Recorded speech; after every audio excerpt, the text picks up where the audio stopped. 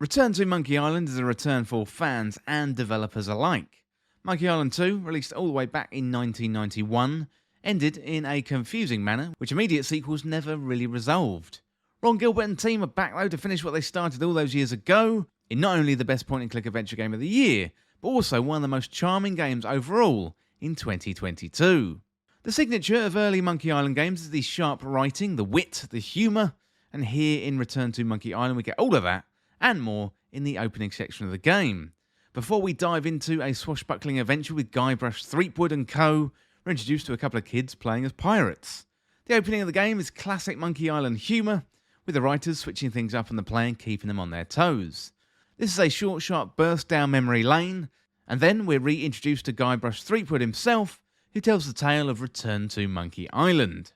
Familiar characters are back, including Wally, the cartographer, Guybrush himself, albeit a little bit older and wiser, and the infamous LeChuck, the main villain of the early games. And while characters and the settings are familiar, things are also different too. We start out on Mealy Island, much like we did back in the original game. Guybrush soon takes to the high seas in search of adventure on Monkey Island, and we've got Terror Island and Bermuda. And Guybrush is determined to find the secret to Monkey Island, and LeChuck is on his tail once again. Well, you got plenty of returning characters in this latest instalment of Monkey Island. However, some of the best moments come from new characters. Picture LeChuck's chef aboard his ship is instantly memorable with great one-liners and gags aplenty. Mealy's locksmith, aptly named Locksmith, is also a great character with a cool, calm demeanour and constantly is shutting down Guybrush's attempts at humour. New and old characters alike, the writers are definitely on top form.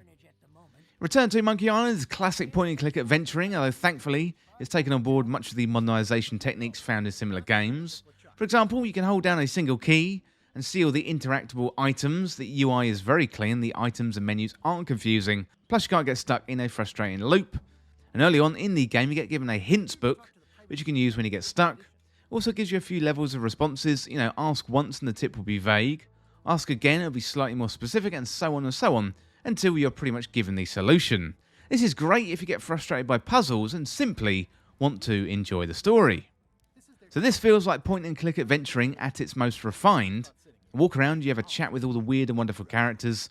They're either going to make you laugh, engage you in some puzzling, or send you off on your merry way with a clue in hand and an idea for where to go next. Puzzles have been given a refresh or a modern feel to them.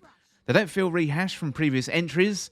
They feel unique to the Return of Monkey Island, and while some of the puzzles are collecting items, combining items, and ultimately figuring out what this random collection of items is in your inventory for, the best puzzles are reserved for conversations with characters. Throughout Return to Monkey Island you will laugh, plus there's a number of aha moments where you'll realise just how clever the game is as well. Puzzles in the latest entry do have much more pace to them compared to with the previous entries in the series. The game isn't necessarily easier than previous entries, but it does guide you towards a solution in a much smoother manner than previous titles. So if you want to sit back and relax and not worry too much about the puzzles, this is possible through the new casual mode. This actively simplifies the puzzles and keeps focus on the narrative in the game. If you just want to find out the secret to Monkey Island after all these years, well, this could be the game mode for you. There's also useful helpers in the game to modernise things. I've talked about the hint system before. There's also the speed up mode, where you can also double click the ground to make Guybrush Threepwood walk faster. This is useful given the amount of times you have to travel through the environments. Perhaps the first time you want to take things nice and slow, but after the 5th time through the same environment, double clicking is a modern day time saver, and to be honest, I am all here for it. Moving on to one of the most contentious parts of the game is the art style. It's not pixel art, it's got its own art style, which is beautiful in its own right, but it evoked a lot of strong feeling and feedback from the audience, so much so that Ron Gilbert continued to get negative feedback and he ended up quitting Twitter for a short time and taking down his personal blog and posting saying he was less inclined to share in the future given this response. So while it's okay to give constructive feedback, this veered into unhealthy territory and, to be honest, downright rude. Now don't blame Ron for not wanting to share, but it's a real shame because he's one of the genre's defining developers, and to scare him off like this really is not acceptable behaviour.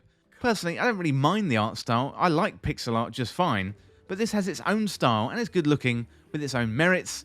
I don't really tend to question these things. I look at it, take it in, and then it sort of fades away into the background while I play the game. I'm quite content to play the game as it is and accept the art style presented to me because artists and designers qualified for the job have decided this is the best art style for the game.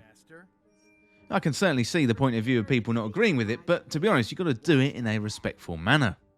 Overall, Return to Monkey Island is a fantastic journey with some classic characters.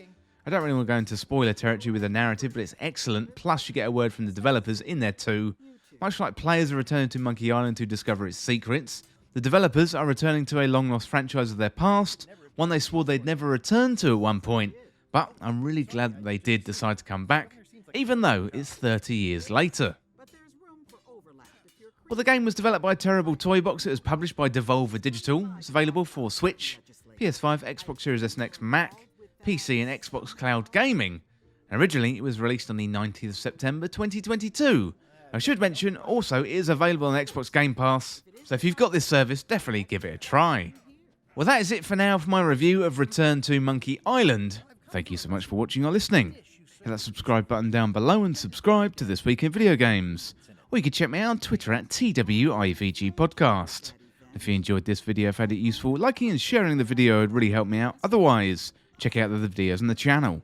Well, thanks again. I'll see you soon.